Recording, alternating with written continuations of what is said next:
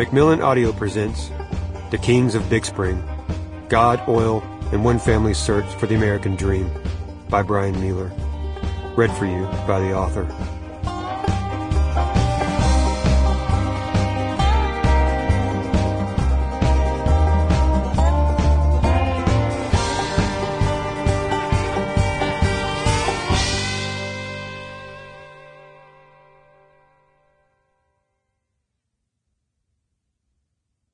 To my children and their children.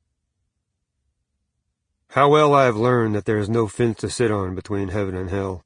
There is a deep, wide gulf, a chasm, and in that chasm is no place for any man.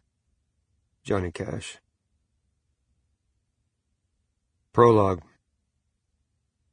In January 1981, my father was given a choice to make.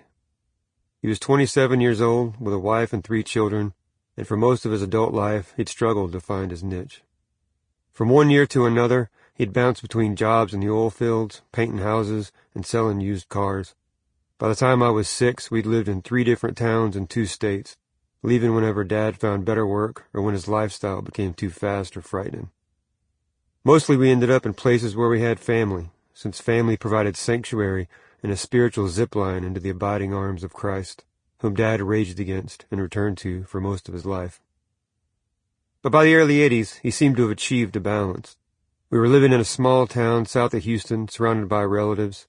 He had a career-track job at a nearby chemical plant. We belonged to a good church, and Dad and his brother were making plans to start a business together. Life for our family was not only stable, but the future had promise. Then one evening, as Dad was ready to walk out the door for a graveyard shift, his childhood friend Grady called. "Bobby Galen, how'd you like to be a millionaire?" Back in their hometown of Big Spring, another oil boom was kicking off, and Grady had it by the horns. He was looking for a partner. They were going to get rich. For Dad, it was the biggest decision he ever had to make, but it was an easy one. Although he never put much stock in the notion, somewhere in his mind he was trying to shake what my family had always called the Mealer luck.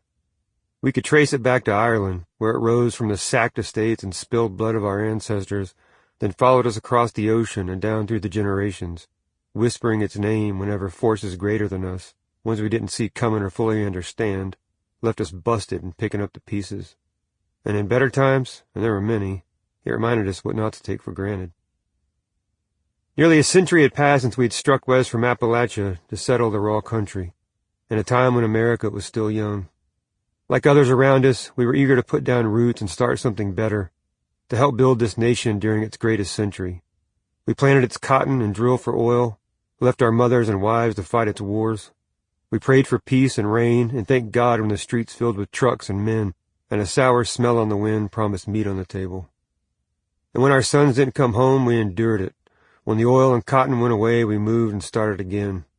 Only in Texas was there enough space for so many second acts. Along these roads, of course, there was life. Love and heartbreak, sin and redemption, small victories and unbearable tragedy, and laughter when little else could save us. We drew our strength from the enduring power of our own flesh and blood. My family story is like the stories of so many others who came looking for their own square of soil and promise of America. It is a story both of Texas and how this country came to be.